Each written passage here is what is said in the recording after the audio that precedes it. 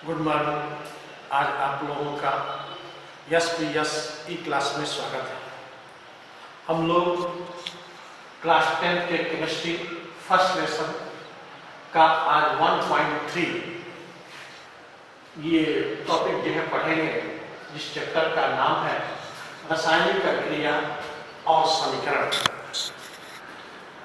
हम इसमें जो है आप लोगों को ये बता चुके थे कि प्रकृति के अंदर जो पदार्थ होते हैं वह पदार्थ कैसे परिवर्तन होते रहते हैं। इन परिवर्तनों को दो भागों में बांटा था, भौतिक परिवर्तन, रासायनिक परिवर्तन।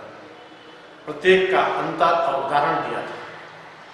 दूसरा हमने आप लोगों को बताया था रासायनिक समीकरण क्या है, रासायनिक समीकरण लिखने की विधि क्या होती है, रासायनिक समीकरण को जो है कैसे लिखा जाता है, कैसे संतुलित किया जाता है, संतुलन के कौन कौन से पद होते हैं, संतुलन करने की आवश्यकता क्या होती है।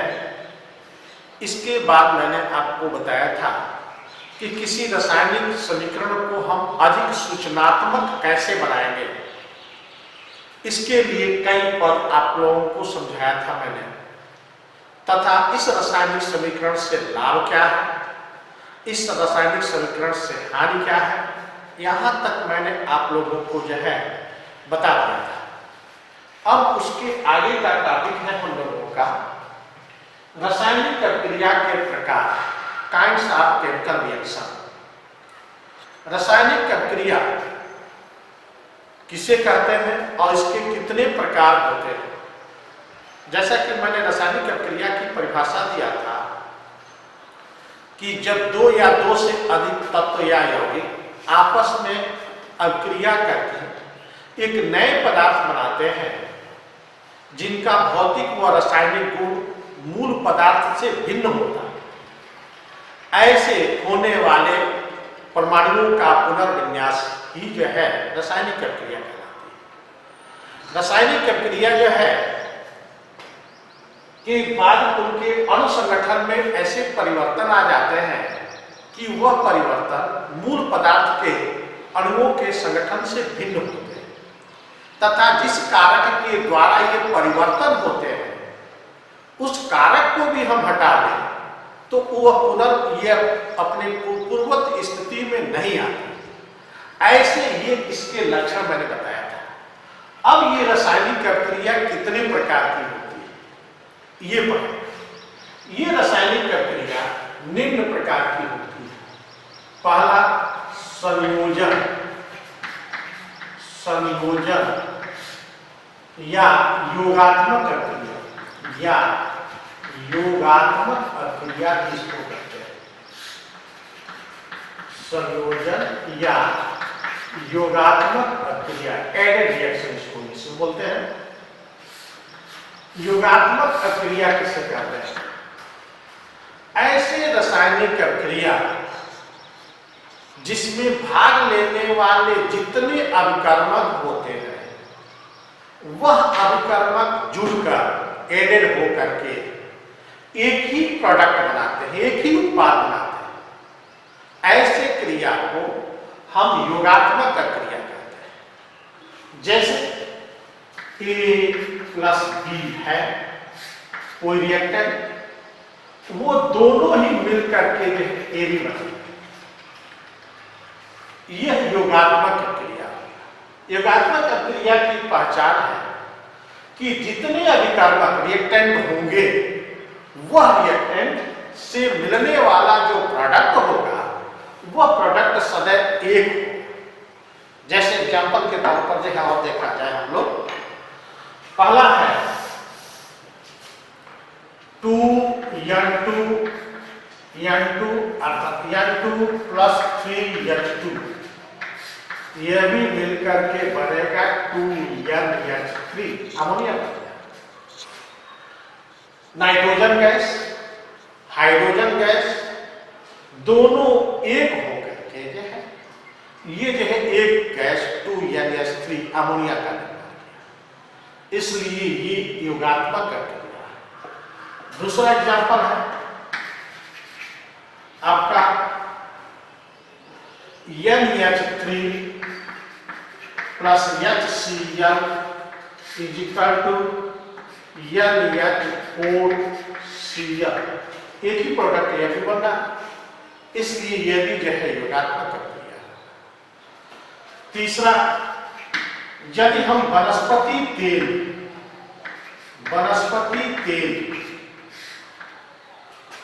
में हाइड्रोजन गैस प्रवाहित करें उच्च ताप पर, हाई टेम्परेचर पर, तो ये वनस्पति घी बन जाता है, वनस्पति घी बन जाता है। यह भी क्या है? योगात्मक प्रक्रिया है।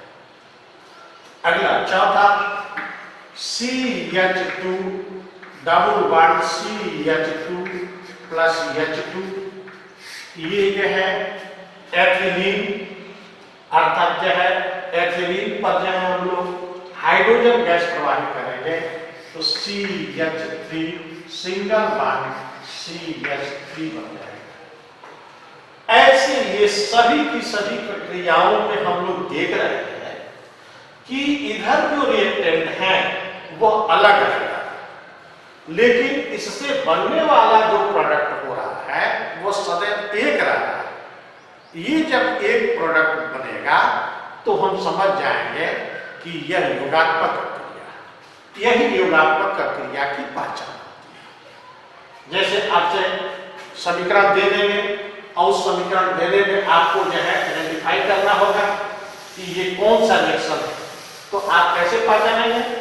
एक ही प्रोडक्ट होगा, पूर्ण रिएक्टेंट मिल करके ऐड हो करके एक प्रोडक्ट बनाएंगे तो हम समझ जाएंगे कि ये जो है योगात्मक प्रक्रिया। दूसरा होता है वियोजन।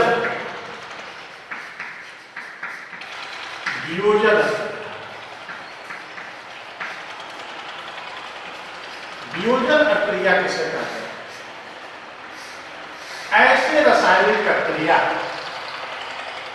जो किसी ताप से, सूर्य के प्रकाश से या जली विलयन में विद्युत धारा प्रवाह करने से वह अपने कंपोनेंट्स में, घटकों में टूट जाते हैं। ऐसे प्रक्रिया को हम लोग जो है वियोजन प्रक्रिया। यह वियोजन प्रक्रिया को उसके कारक के आधार पर हम इसको 3 भागों में बांटेंगे।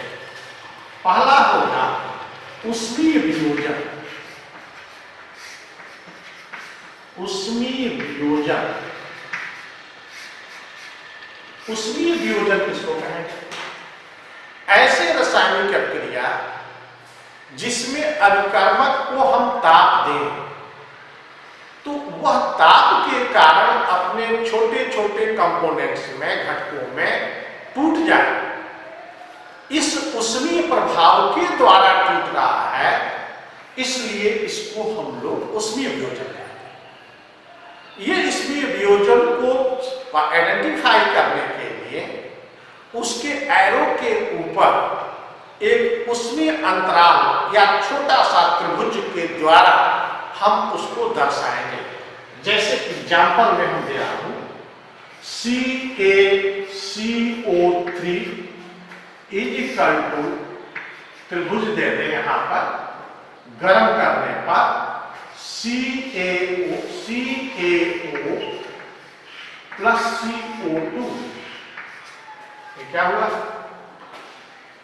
अर्थात कैल्शियम कार्बोनेट संगमरमर को हमने हीट एनर्जी दिया, ऊष्मीय ऊर्जा दिया। इस ऊष्मीय ऊर्जा के प्रभाव से यह कैल्शियम ऑक्साइड और कार्बन डाइऑक्साइड में जो है टूट गया। चूंकि इसका घटक जो टूटने का, घटकों के रूप में बदलने का कारण है वह टेम्परेचर, इसलिए इसको हम लोग ऊष्मीय वियोजन कहते हैं। ऐसे ही 2KClO3 पोटेशियम डाइक्लोरेट, इस पोटेशियम डाइक्लोरेट को भी जो है हम लोग जब हम गर्म करेंगे, हीट एनर्जी देंगे, तो हीट एनर्जी देने के कारण ये टूट जाएगा 2KCl प्लस 3O2। यहाँ पर भी यह ऊष्मीय ऊर्जा के प्रभाव से ये जो है आपको छोटे घटक पोटेशियम क्लोराइड और ऑक्सीजन के रूप में जो है टूट रहा है, जिसके कारण इसको भी हम लोग जो है ये ऊष्मीय वियोजन कहेंगे। दूसरा होता है प्रकाश वियोजन, प्रकाशकीय वियोजन। कुछ ऐसे अभिकारक होते हैं जो सूर्य की प्रकाश में अपने घटकों के रूप में टूट जाते हैं।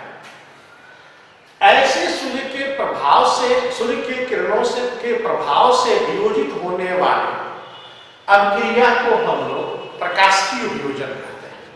जैसे 2AgCl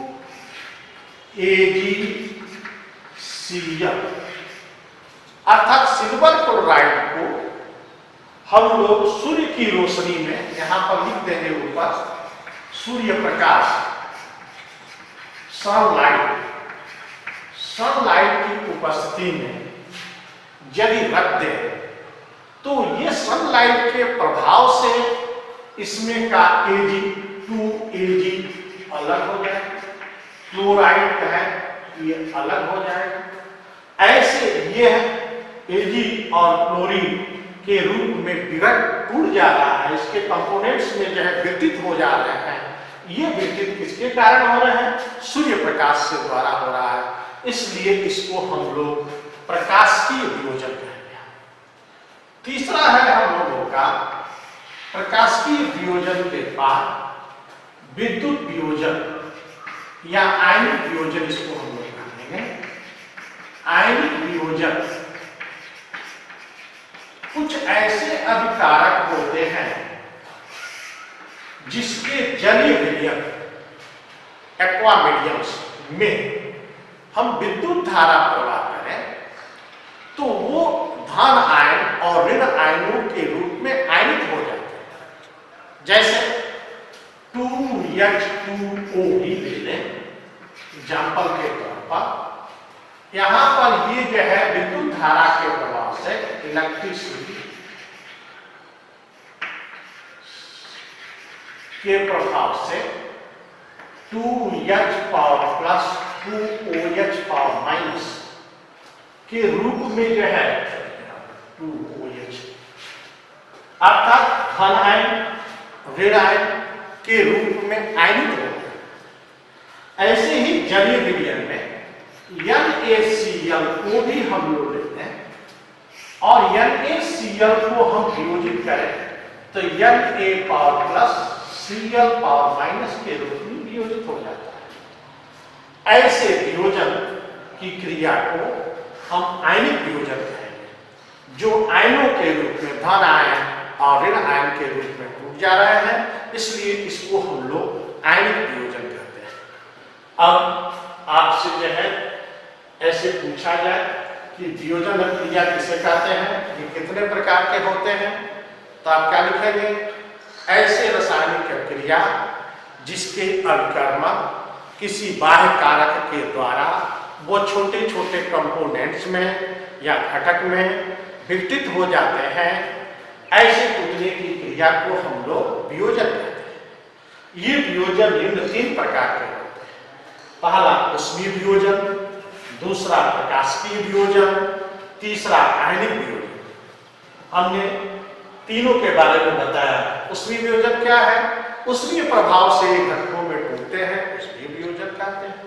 प्रकाशकीय वियोजन, प्रकाशकीय कारक के प्रभाव से ये अपने घटकों में टूटते हैं, इसलिए इसको प्रकाशकीय वियोजन कहते हैं। आयनिक वियोजन, ये इलेक्ट्रिक या आयनन के रूप में ये टूटने वाले जो है कंपोनेंट्स होते हैं, इसलिए इसको हम लोग आयनिक वियोजन। तो उम्मीद है कि आपको समझ में आ गया होगा, ये क्लियर हो गया होगा। आपको डायरेक्ट नहीं पूछा जाएगा, आपको आइडेंटिफाई करना होगा। कैसे आइडेंटिफाई करेंगे? ऊष्मीय वियोजन को तापांतर द्वारा, या सूर्य वियोजन को, प्रकाशकीय वियोजन को सूर्य के प्रकाश के रूप में, आयनिक वियोजन को या तो यहाँ आयन के द्वारा हम लोग जो है इसको आइडेंटिफाई कर सकते हैं, या तो यहाँ पर इलेक्ट्रिसिटी फ्लो करने के कारण जो है इसको आइडेंटिफाई कर सकते हैं। ऐसे हम लोग इस इक्वेशन को हम आइडेंटिफाई करेंगे। अब तीसरा है हम लोगों का डिस्प्लेसमेंट या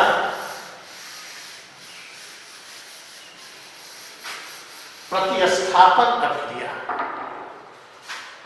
तीसरा प्रतिस्थापन प्रक्रिया, डिस्प्लेसमेंट या सब्स्टिट्यूशन।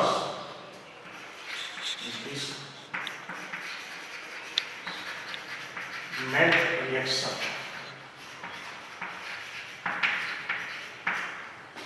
प्रतिस्थापन प्रक्रिया।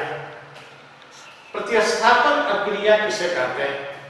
वह रासायनिक प्रक्रिया जिसमें एक अभिकर्मक का तत्व या मूलक कम सक्रिय वाले तत्वों को हटाकर अधिक सक्रिय वाले तत्व उस जगह पर जाकर ये उत्पाद का निर्माण करते हैं। ऐसे अभिक्रिया को हम प्रतिस्थापन या डिस्प्लेसमेंट या सब्स्टिट्यूशन रिएक्शन कहते हैं। जैसे Zn SO4 plus Fe equal to FeSO4 plus Zn। क्या मैंने डिफिनेशन दिया? फिर से एक बार समझ जाए। जब अधिक सक्रिय वाले तत्व कम सक्रिय वाले तत्वों को डिस्प्लेस करके हटा करके उसके जगह पर स्वयं स्थापित होकर के उत्पाद बनाते हैं, ऐसे रासायनिक प्रक्रिया को हम प्रतिस्थापन प्रक्रिया कहते हैं। ये प्रतिस्थापन प्रक्रिया में ये पहला मोस्ट रिएक्टिव और ये जो है कम रिएक्टिव, स्लो रिएक्टिव दो होना चाहिए, क्योंकि अधिक सक्रिय वाला तत्व ही कम सक्रिय वाले तत्वों को हटा करके उसके स्थान पर स्थापित होता है और प्रोडक्ट का निर्माण करता है। ये दो तरह के होते हैं। पहला होता है एकल प्रतिस्थापन, एकल प्रतिस्थापन।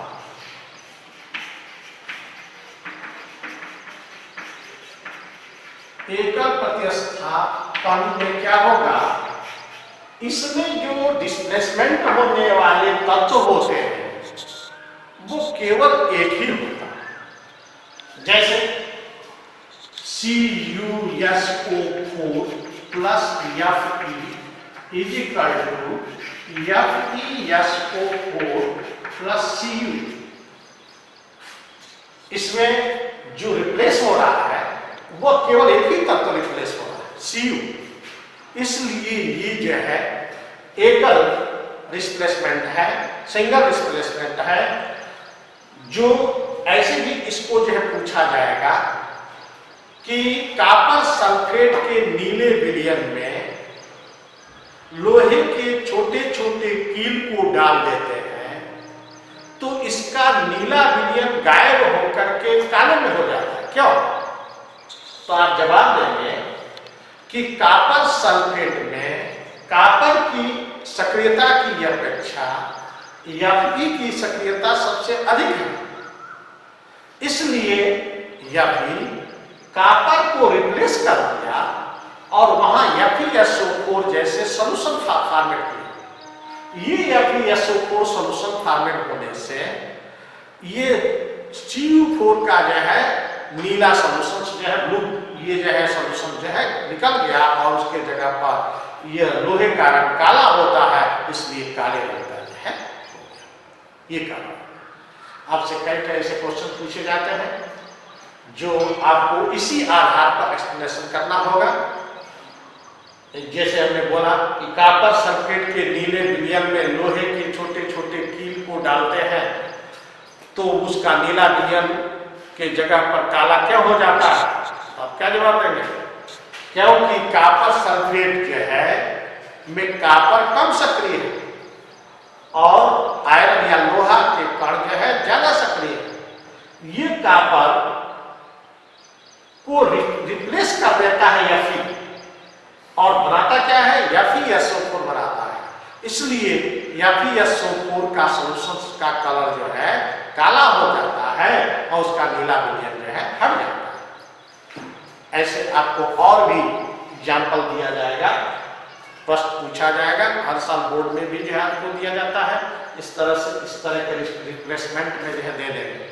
बाय द वे हम कह दें इसी को FeSO4 प्लस Cu कर दें तो आप क्या लिखेंगे? इसको नो रिएक्शन।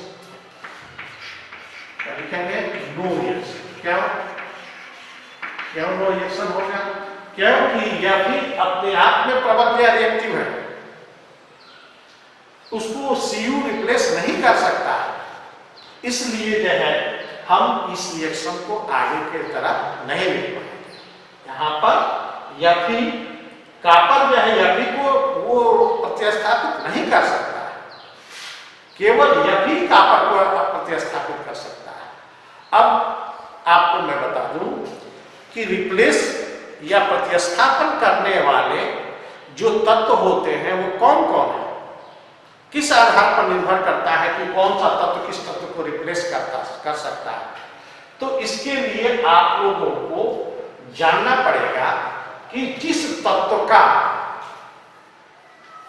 परमाणु क्रमांक कम होगा वो अधिक परमाणु क्रमांक वाले तत्वों को रिप्लेस कर देता है, क्योंकि परमाणु क्रमांक कम होने से उस तत्व धात्विक तत्व की सक्रियता बढ़ जाती है। पहला मैंने बोला, पहला क्या बोला कि परमाणु क्रमांक के ऊपर निर्भर करती है। जिस तत्व का परमाणु क्रमांक जितना कम होता है उसकी सक्रियता उतनी अधिक होती है। पहला पॉइंट बोला। दूसरा होता है आपका आयनन विभव का। तीसरा होता है आयनन का प्रभाव। एक आयन अधिक प्रबल, दो आयन उससे कम, तीन आयन उससे कम, चार आयन उससे सबसे। तो आयनों के ऊपर भी जो है निर्भर करता है, क्योंकि एक आयन वाला तत्व अधिक प्रबल होता है, दो आयन वाले तत्व उससे कम, तीन आयन वाले तत्व उससे कम। अर्थात आयनों की संख्या बढ़ने से उस तत्व की सक्रियता में क्रमशः कमी आती है। तो आयनन का भी प्रभाव पड़ता है। इस प्रभाव से उसकी सक्रियता, आयनन की मात्रा बढ़ने से सक्रियता घटती जाती है। ये आयनन का मान के ऊपर भी जो है निर्भर करता है। तीसरा होता है सजातीय श्रेणी। सजातीय श्रेणी भी जो है किसी तत्व की सक्रियता का निर्धारण करता है। यह सजातीय श्रेणी में पहले वाले तत्व अर्थात जो है प्रारंभ वाले तत्वों का मान अधिक होता जाता है और जैसे जैसे तत्वों का परमाणु भार बढ़ता जाएगा उसकी सक्रियता जो है कम होती जाती है। इसमें भी एक प्रकार की सीरीज प्राप्त होती है। उसी सीरीज को ही हम लोग ये सजातीय श्रेणी कहते हैं। ये सजातीय श्रेणी के ऊपर भी निर्भर करता है। तो कौन कौन से तीन कारक मैंने बताया किसी तत्व की सक्रियता को निर्धारण करने के लिए? पहला मैंने बोला परमाणु तृतीय परमाणु क्रमांक, दूसरा बोला आयनों की मात्रा, तीसरा बोला सजातीय श्रेणी। ये तीन प्रमुख कारक आप जान जाए तो आपको उसकी प्रबल सक्रियता और दुर्बल सक्रियता के बारे में जानकारी जो है प्राप्त हो जाएगी। एकल प्रतिस्थापन के बारे में मैं बोल रहा था। इसमें इसकी पहचान क्या है? क्योंकि एक ही तत्व रिप्लेस होगा, जबकि दूसरे अर्थात यह डबल रिप्लेसमेंट में दूसरा है इसका द्विप्रतिस्थापन। द्विप्रतिस्थापन को हम लोग उभय अपघटन भी कहते हैं। दूसरा नाम है इसका उभय अपघटन। उभय अपघटन किसको कहते हैं? ऐसी रासायनिक क्रिया जिसके एक अभिकर्मक का आयन दूसरे अभिकर्मक के आयन के साथ, दूसरे अभिकर्मक के आयन पहले अभिकर्मक के आयन के साथ अपने आयनों की अदला बदली करके ये उत्पाद बनाएंगे। ऐसे अभिक्रिया को हम लोग उभय अपघटन या द्विप्रतिस्थापन कहते हैं। जैसे AgCl प्लस NaNO3 बनेगा क्या? AgNO3 plus NaCl। इसमें क्या हुआ? यहां Ag plus minus plus minus, Ag इसका प्लस इसके माइनस के साथ, इसका प्लस इस माइनस के साथ अपने आयनों की अदला बदली कर और दो ये जो है प्रोडक्ट बनाए। उसमें हम क्या बोल रहे थे? केवल एक ही जो है रिप्लेस होगा, केवल एक तत्व ही रिप्लेस हो रहा था। इसमें दो दो तत्व जो है रिप्लेस हो रहे हैं, इसलिए इसको हम लोग द्विप्रतिस्थापन ना। दोनों में अंतर क्या है?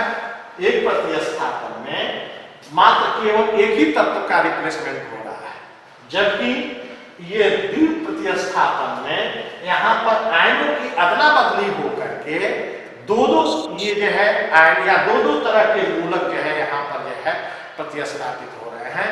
यही दोनों में जो है अंतर होता है। तो हम लोग कितने पढ़े?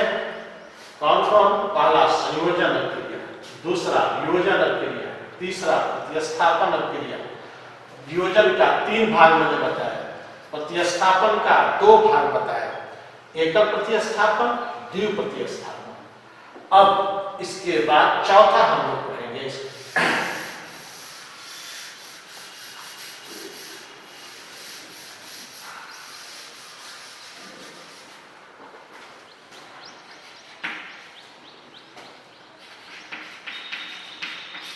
ऊष्माक्षेपी व ऊष्माशोषी।